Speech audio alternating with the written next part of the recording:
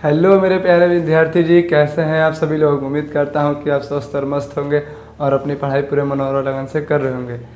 तो आप आज से हमारे साथ हिंदी का जो नॉन हिंदी है क्लास 10 चैप्टर 1 आज से हम फिर नए अंदाज में शुरू करने वाले हैं। ठीक है, तो आप जल्दी से जल्दी अपने दोस्तों तक वीडियो ज़रूर शेयर कीजिएगा। और हाँ, वीडियो कैसा लगा आप ज़रूर बताइए। नया अंदाज में, नया बोर्ड पर, नया कैसा चीज़ लग रहा है। हम आपको कविता पढ़ के सुनाएंगे और जो इम्पोर्टेंट पॉइंट है कविता यानी कि बुक का, वो भी हम आपको पढ़ के सुनाने वाले हैं। ठीक है, तो जल्दी से आपके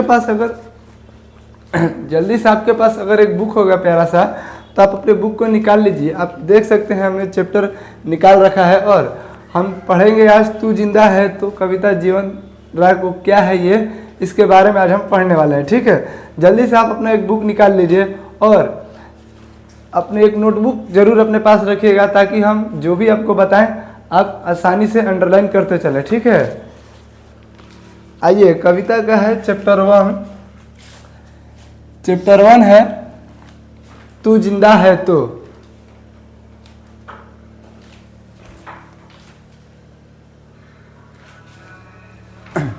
आइए देखते हैं। हम पहले इस पीले वाले बोर्ड को पढ़ेंगे। हमारे बुक में तो ये ग्रीन हुआ है, तो आप जल्दी से अपना बुक को निकालिए और देखिए क्या हम बता रहे हैं। तू जिंदा है तो डैश डैश कविता गहरे जीवन राग और उत्साह को प्रकट करती है। मतलब ये जो कविता है तू जिंदा है तो, ये कविता गहरे जीवन राग और उत्साह को प्रकट करती है। ठीक है, इस जीवन राग में अतीत की दुखदाई पलों को भूलकर आशा और जीत की नई दुनिया का स्वागत करने की प्रेरणा है। मतलब बोल रहा है कि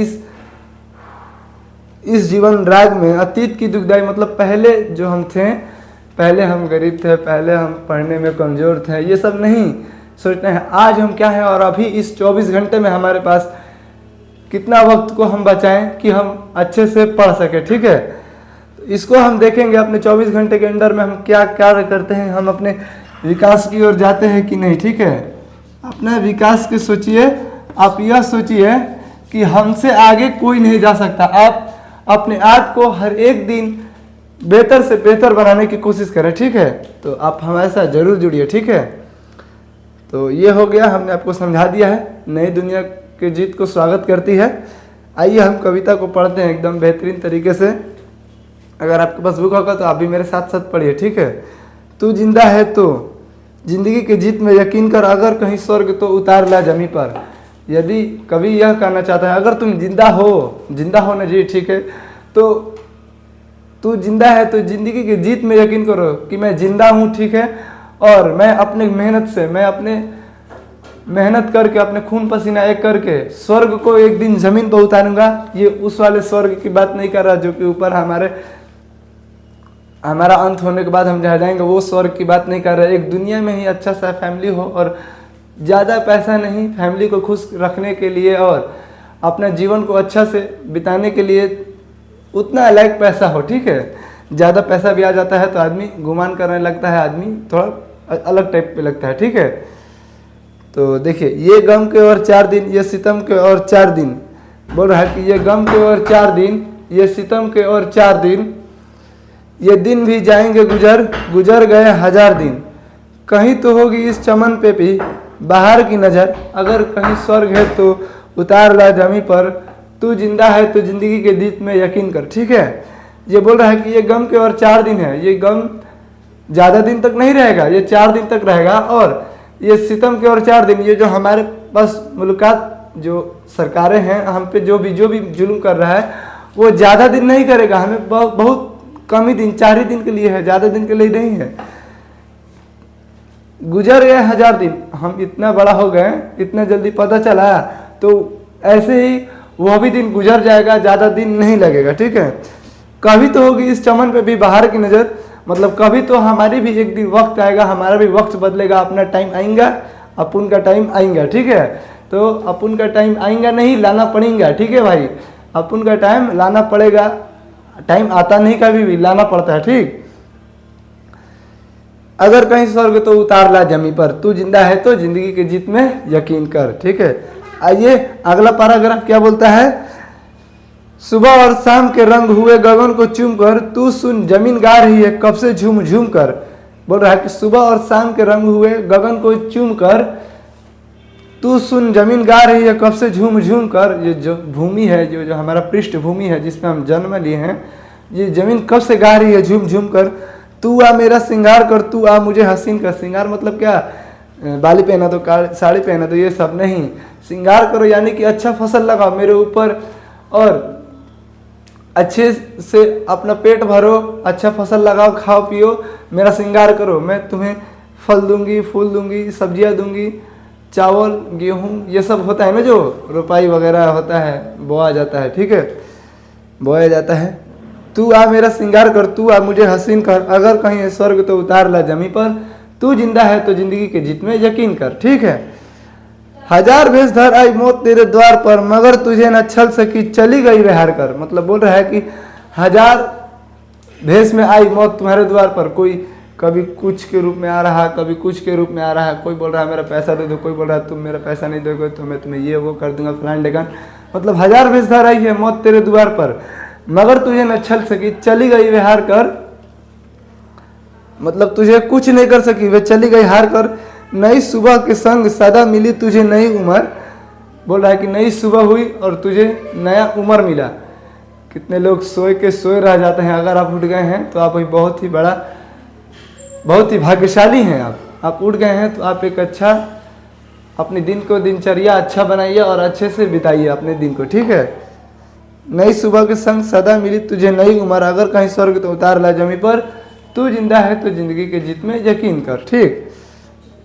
हमारे कारवां को मंजिलों का इंतजार है, ये आंधी ये बिजलियों के पीठ पर सवार है।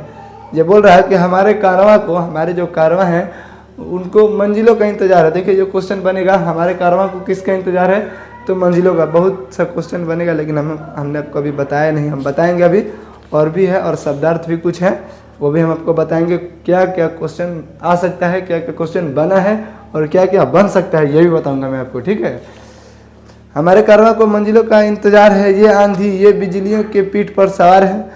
तू आ कदम मिला के चल चलेंगे एक साथ हम, अगर कहीं है स्वर्ग तो उतार ला जमी पर, तू जिंदा है तो जिंदगी के जीत में यकीन कर।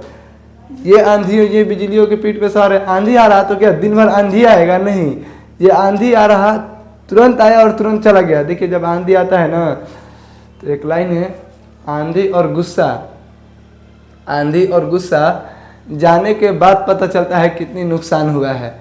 आंधी आता है तो कितना पेड़, किसी का घर, किसी का झोपड़ी उजाड़ देता है, और गुस्सा आता है तो आप क्या तोड़ देंगे, क्या फाड़ देंगे, खुद को कुछ नुकसान पहुंचा लेंगे, दूसरे को नुकसान पहुंचा देंगे। इसीलिए कहा जाता है आंधी और गुस्सा जाने के बाद पता चलता है नुकसान क्या हुआ है। जमी के, आइए अगला पैराग्राफ क्या बोलता है, ये वाला। जमी के पेट में पली है अगन, पले हैं जल जले, टिक न टिक सकेंगे भूख रोक के स्वराजिए। मुसीबतों का सर कुचल कर चल चलेंगे एक साथ हम, अगर कहीं है स्वर्ग तो उतार ला जमी पर। बोल रहा है जमी के पेट में पले हैं जल जले, पले हैं अगन, पले हैं जल जले। मतलब बोल रहा है कि जमीन के पेट में ज्वालामुखी देखो ना आप, उसी को बोल रहा है। जमी के पेट में पले हैं जल जले, पले हैं गगन, टिक न टिक सकेंगे भूख रोग के स्वराजिए। मतलब नहीं टिक सकता भूख रोग का स्वराजिए। देखिए आप बोल रहा है कि नहीं टिक सकता भूख रोग का स्वराजिए। अगर आपको भूख लगा हो तो आप बर्दाश्त नहीं कर सकते, भूख लगा है तो आपको खाना ही पड़ेगा। ठीक है। ये पेट बहुत ही जालिम चीज़ है जनाब, ना जाने क्या क्या करवा देती है। अगर मुसीबतों के सर कुचल कर चल चलेंगे एक साथ हम, अगर कहीं है स्वर्ग तो उतार ला जमी पर, तू जिंदा है तो जिंदगी के जीत में यकीन कर।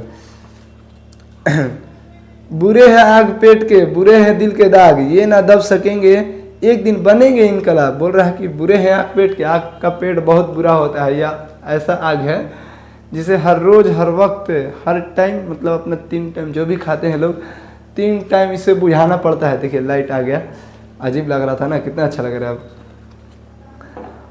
बुरे हैं आग पेट के, बुरे हैं दिल के दाग, ये ना दब सकेंगे बनेंगे एक दिन इनकलाब। ये दब नहीं सकता, एक दिन इनकलाब बनेगा। अगर हमें आज दबाया जा रहा है तो हम कल जरूर कुछ अच्छा काम करेंगे और उनको दबाएंगे जो हमें कल दबाए थे। ठीक। हाँ, गिरेंगे जुल्म के महल, बनेंगे फिर नवीन घर, अगर कहीं है स्वर्ग तो उतार ला जमी पर। गिरेंगे जुल्म के महल, ये जो महल खड़े किए हैं बड़े बड़े लोग, हमसे बड़े बड़े लोग, इनका महल एक दिन गिरेंगे और बनेंगे फिर नवीन घर, उसकी जगह पर हमारा घर होगा।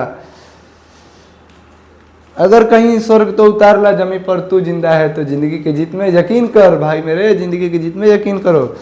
देखिए इस चैप्टर को जो लिखने वाले हैं, आपको बता दें, हम इस चैप्टर के लिखने वाले हैं शंकर शैलेंद्र। चैप्टर को लिखने वाले हैं शंकर शैलेंद्र।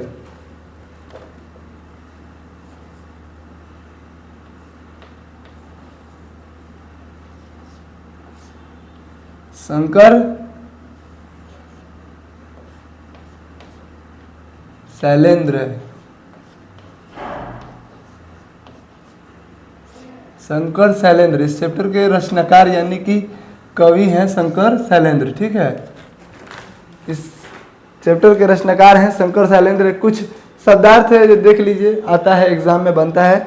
यकीन का मतलब होता है भरोसा, कोई बोलता है ना यकीन करो भाई मेरे ऊपर, तो भाई भरोसा करो। सितम का मतलब होता है जुल्म, सितम का मतलब होता है जुल्म। गुजर का मतलब होता है बीतना, गुजर जाएंगे 1000 दिन, यानी कि बीत गए 1000 दिन। चमन का अर्थ होता है बाग या फुलवारी। बाहर का अर्थ होता है शोभा या सुंदरता। आप लोग शब्दार्थ को पढ़िए, देखिए आपके पास बुक है ना, तो पढ़िए जल्दी जल्दी। जुल्म, सितम,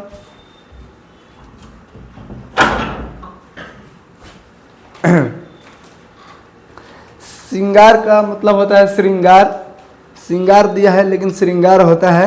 कारवा मतलब काफिला, जमी मतलब जमीन, जमी मतलब जमीन, अग्नि मतलब आग, जलजले मतलब भूकंप, स्वराज्य मतलब अपना राज्य। ठीक है, और देखिए कुछ हम इंपॉर्टेंट पॉइंट लाए हैं जो आपके लिए बहुत ही एग्जाम में हेल्पफुल हो सकता है, बहुत ही अच्छा हो सकता है। ठीक है, देखिए क्या है, तू जिंदा है तो डैश डैश, कविता में किसके सर कुचल कर साथ चलेंगे।